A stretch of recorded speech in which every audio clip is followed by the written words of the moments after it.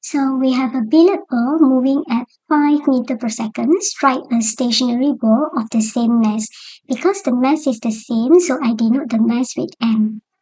After the collisions, the first ball moved at 4.33 meters per second at an angle 30 degrees with respect to original line of motion. Assume that this is an elastic collision. Find the second ball velocity and its directions after the collisions. So we can see obviously this is a 2D collisions whereby the object move in x and y directions. So in order to apply the conservations of momentum, because momentum is a vector quantities, so first we are going to break the velocities into x and y component and always include a negative sign for the velocity component if the velocity component is pointing leftward or downwards. And then only we write conservations of momentum for x and y separately.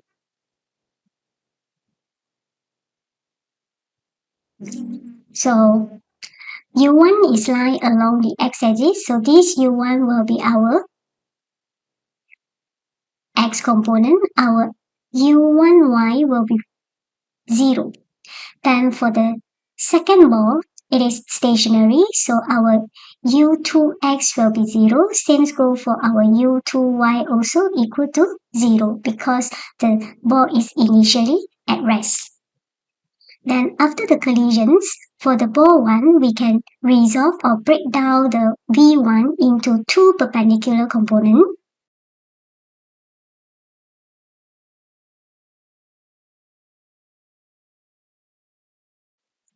Which is component.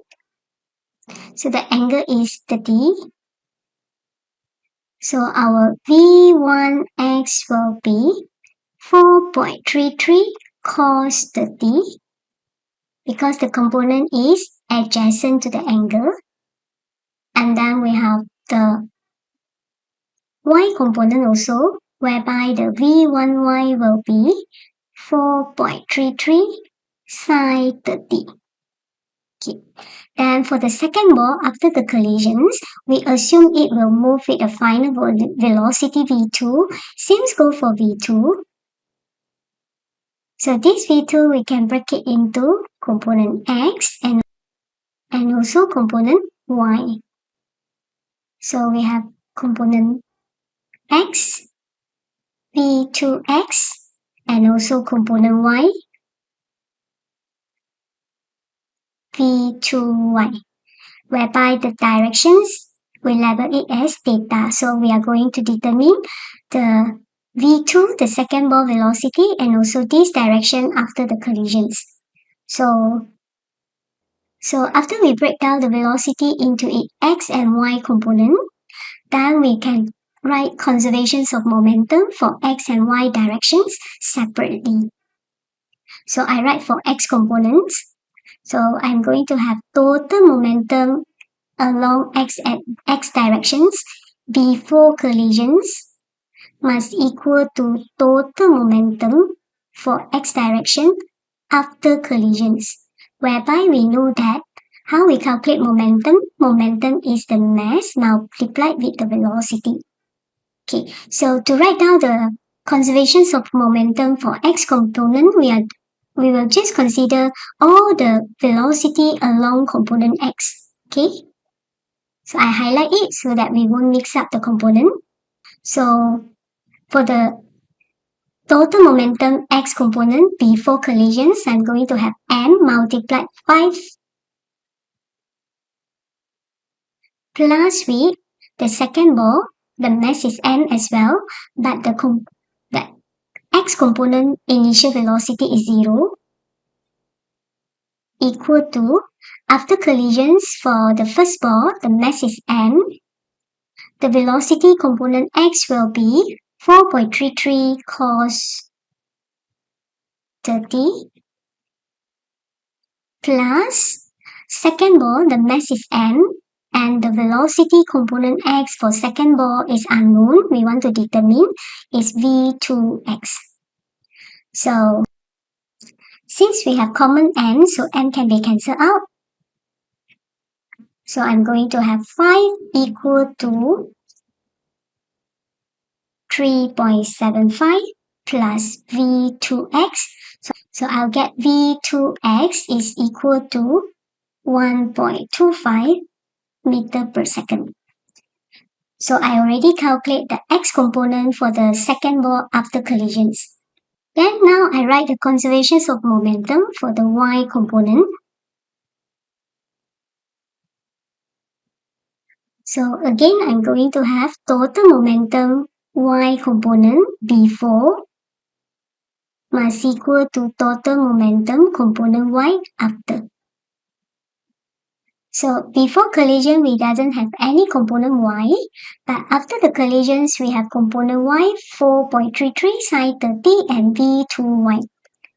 So before collisions, we doesn't have any component y for the velocity, so the total momentum component y before collisions is 0.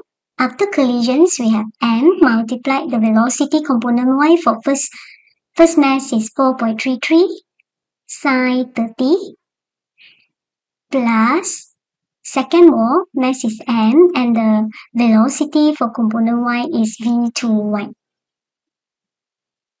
So solve it, I will get. So we arrange the equations.